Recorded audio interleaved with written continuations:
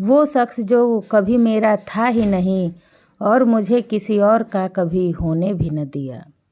आप लोग सोच रहे होंगे कि आज ये आंगनबाड़ी वाली दीदी क्या कर रही हैं, शेरो शायरी सुना रही हैं।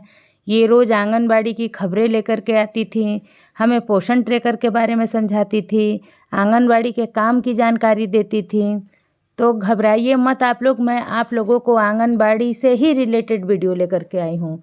आज मैं आप लोगों को ऐसी दीदी के बारे में बताने वाली हूँ और उनका कार्यकाल दिखाने वाली हूँ और उनके कार्यकाल के दौरान क्या क्या समस्याएं आई वो सब मैं आप लोगों को इस वीडियो में बताने वाली हूँ। तो आप लोग वीडियो को ज़रा भी स्किप नहीं करिएगा और ध्यान से देखिएगा और इस आंगनबाड़ी दीदी के लिए एक लाइक ज़रूर कर दीजिएगा। मैंने शुरू में कहा कि वो शख्स जो कभी मेरा था ही नहीं और उसने मुझे कभी किसी और का होने भी न दिया। ये मैंने इसलिए कहा कि ये जो हमारी आंगनबाड़ी की नौकरी है ये कभी हमारी शुरू से ही नहीं थी, क्योंकि हम अस्थायी कर्मचारी के तौर पे काम कर रहे थे। एक जांच के दौरान भी या कोई अधिकारी यदि अपना दुश्मनी निकालना चाहे या कोई जनप्रतिनिधि किसी प्रकार का बदला लेना चाहे तो वो जांच करवा करके हम लोगों की नौकरी कभी भी ख़त्म करवा सकता था।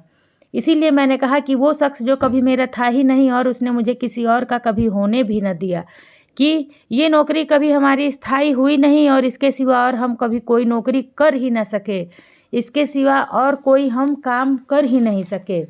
चलिए मैं आप लोगों को बताऊं, आज हम लोग बात करने वाले हैं श्रीमती पार्वती देवी के बारे में, जो कि हैं खगड़िया ज़िले से। उनके गांव का नाम है अलौली और वह जो है कि 1982 से सेविका के पद पे कार्यरत है और इसी अगले वर्ष जो है कि 2 नवंबर 2025 यानी कि 24-25 में ही उनका रिटायरमेंट है। 2 नवंबर 2025 को वो रिटायर कर जाएंगी और रिटायर आपको तो पता ही है कि हमारे विभाग में कैसे किया जाता है।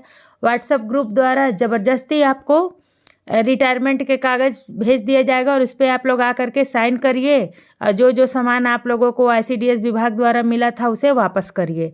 भले सामान क्या मिला और किस प्रकार का सामान मिला है, कितना यूज वाला सामान था और ये वो कहीं कुछ नहीं, बस यही उसका रिटायरमेंट का नियम होता है और यही जो होती है कि प्रक्रिया होती है। चलिए मैं आप लोगों को बता दूं कि ये जो दीदी हैं पिछले 40-45 वर्षों से सेविका के पद पर कार्यरत है। इन्होंने अपने ज़िंदगी का वो कीमती समय जहां पर वो अपना स्वयं का खुद का कुछ बिजनेस भी कर सकती थीं या खेती किसानी में ही बहुत आगे जा सकती थीं, लेकिन आज उन्होंने कुछ नहीं किया, सिर्फ और सिर्फ आंगनबाड़ी में अपना पूरा समय व्यतीत किया और इस भरोसे कि सरकार शायद हमें रिटायरमेंट पे हमें कुछ पेंशन दे या हमारी सैलरी भी बढ़ा दे कि हम लोग कुछ कर सकें। ये बहन 1000 से ज्वाइन करके और 5950 रुपये पर रिटायर कर गई, जो कि अगर हम लोग जोड़े तो हमारी 200 के आसपास एक दिन की मजदूरी पड़ रही है, 200 से भी कम पड़ रही है। और प्रतिदिन का 200 रुपये कमा करके ये सेविका बहन अपने, इनकी 4 बेटियां थी, इन्होंने अपने चारों बेटी का, आप लोग सोच सकते हैं कि किस प्रकार से बिहार में जो है कि दहेज प्रथा और किस प्रकार से यह रूप ले चुका है, मगर उन्होंने इसी में जद्दोजहद में अपने चारों बेटियों की शादी की, अपने बेटियों की विदाई का भी, दहेज का भी सब इंतज़ाम किया और आज वो जब रिटायर हो जाएंगी, रिटायरमेंट के बाद सभी उनका उम्र भी हो चला है और वो उसके बाद से सिर्फ घर बैठ जा रही हैं। सोचिए आप लोग कि किस प्रकार से उनका आगे का गुजर बसर होगा, किस प्रकार से सरकार ने क्या दिया। उन्होंने अपने जीवन का कीमती वर्ष, कीमती समय जो है कि पूरा तन मन धन से गर्भवती महिलाएं, प्रसूति माताएं तथा 6 माह से 6 वर्ष तक के बच्चों को कुपोषण से हटाकर सुपोषण तक लाने में अपने जीवन का 40-45 साल उन्होंने कुर्बान कर दिया। यह जो है कि 3 से 6 वर्ष के बच्चों को स्कूल पूर्व शिक्षा देती हैं। शिक्षा की बुनियादी स्तर को छूते हुए सबसे ज़मीनी स्तर के पावदान पर जो एक बच्चे का भविष्य का नींव रखती है वो होती है सेविका दीदी। भारत की जो नींव मजबूत करती है वो होती है सेविका दीदी। यह जो है कि अपने आंगनबाड़ी केंद्रों पर गोद भराई का कार्यक्रम कराती हैं, यह जो है अपने आंगनबाड़ी केंद्रों पर अन्नप्राशन का कार्यक्रम कराती हैं, यह जो है कि अपने आंगनबाड़ी केंद्रों पर टीकाकरण कराती हैं, THR का वितरण करती हैं। मैं आप लोगों को बता दूं कि उनका जो ये नौकरी था इतना आसान नहीं था। ये अपने जीवन का जो ये है अपना 40-45 वर्ष इतनी आसानी से सेविका के पद पर नहीं निकाल पाई।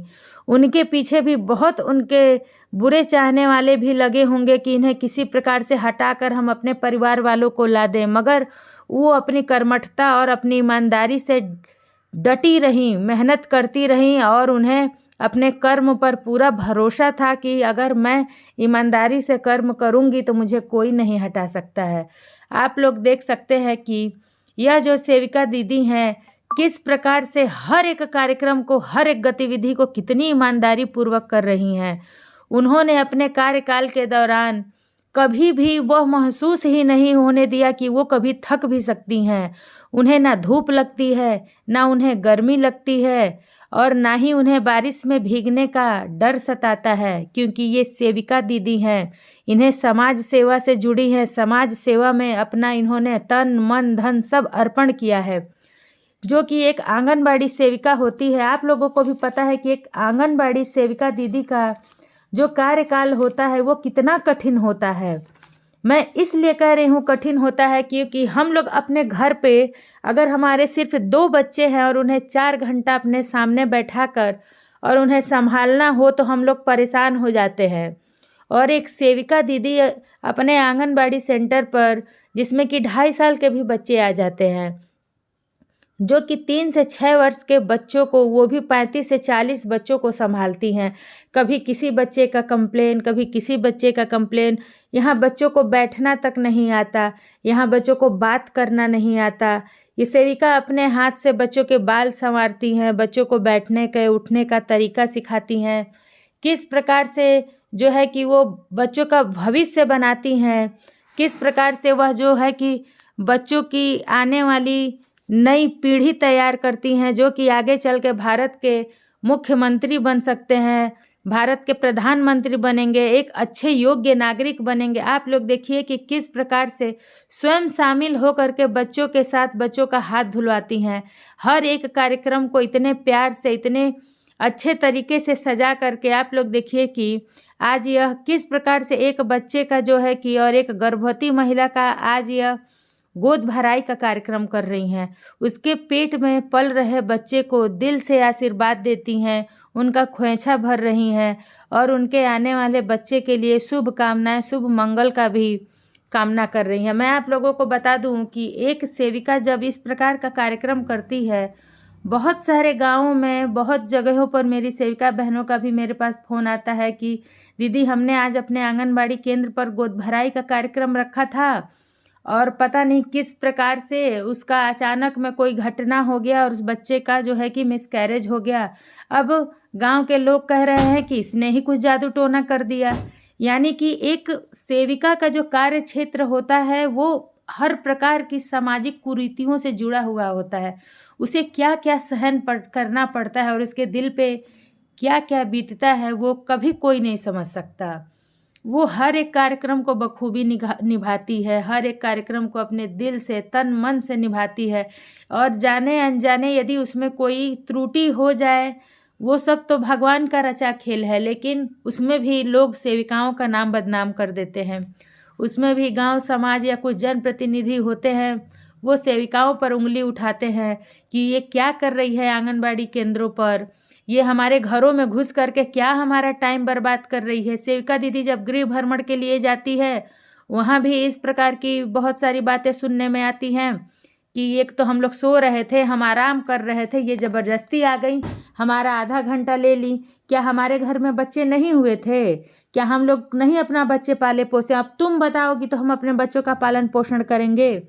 ऐसी ऐसी बहुत सारी दिक्कतें, बहुत सारी परेशानियों का सामना करके लड़ के जो है कि एक सेविका दीदी आगे बढ़ती है। वो कभी भी अपने दिल पे इन सब बातों का मलाल नहीं करती है कि मेरे पोषक क्षेत्र में मुझे इसने क्या कहा, उसने मुझे क्या कहा। वो अपने कार्य को ही जो है कि वो अपने कार्य को ही अपना पूजा समझती है, अपने कर्म को ही अपना पूजा समझती है और अपने लाभुक को अपना देवता समझती है। वो इतने ईमानदारी पूर्वक जो भी कार्यक्रम हो, सुपोषण दिवस हो या फिर जो कि है आप लोगों को तो पता ही है किशोरी दिवस मनाना हो, अनप्राशन दिवस मनाना हो, जो भी कार्यक्रम करना हो, सेविका दीदी एकदम एक्टिव हो करके और अपने हर एक कार्य का निर्वहन करती है। मेरी बस सरकार से यही मांग है कि आप यह भी तो देखें कि एक सेविका है कि कितने जद्दोजहद से, कितने मुश्किलों से जो कि है सेविका का कार्य कर रही है। अब तो ये दीदी रिटायर हो गई और इनके लिए सरकार ने कुछ नहीं किया। इन्होंने अपना पूरे उम्र का 40-45 साल लगा दिया, लेकिन सरकार ने इनके रिटायरमेंट पर भी इन्हें कुछ नहीं दिया। मैं आप लोगों को बता दूं कि इन्हें एक प्रशस्ति पत्र मिला हुआ है अंतर्राष्ट्रीय महिला हिंसा उन्मूलन पखवाड़ा का, जिसमें उन्होंने सबसे बेहतर कार्य प्रदर्शन किया था, जिनके वजह से पार्वती देवी आंगनबाड़ी सेविका केंद्र संख्या 29 अलौली, आप लोग देखिए, एक प्रशस्ति पत्र मिला है। लेकिन क्या इस प्रशस्ति पत्र के आधार पर उन्हें कोई काम नहीं दिया जा सकता? किसी एनजीओ के माध्यम से उन्हें अगले 5, 7, 10 वर्षों के लिए और काम नहीं दिया जा सकता है? क्या एक सेविका जब तक चल रही है, अपना काम करने में वह निपुण है, काम कर सकती है, तो क्या उसे काम पर नहीं रखा जा सकता है? मेरी यह सरकार से मांग है कि आप सेविकाओं की स्थिति देखिए कि आपने उसके कार्यकाल के दौरान उसे ऐसा कुछ भी नहीं दिया कि वह अपना भविष्य बना सके। कम से कम रिटायरमेंट पर जो है कि सेविकाओं को पेंशन की सुविधा सरकार से हम लोगों को मांग करनी है। मेरा वीडियो आप लोग इतना ज़्यादा से ज़्यादा शेयर करिए कि यह वीडियो सरकार तक जाए और वह समझे कि एक सेविका कितने मुश्किलों से, कितने जद्दोजहद से लड़ करके सेविका के कार्य को पूर्ण करती है। सभी दोस्तों को नमस्ते और हमारी पार्वती देवी को सादर प्रणाम। हम इनके आने वाले जो कि समय है उसके लिए भगवान से प्रार्थना करते हैं कि इनका जो समय है सुखद बीते, आनंदमय बीते। दीदी को पुनः सादर प्रणाम।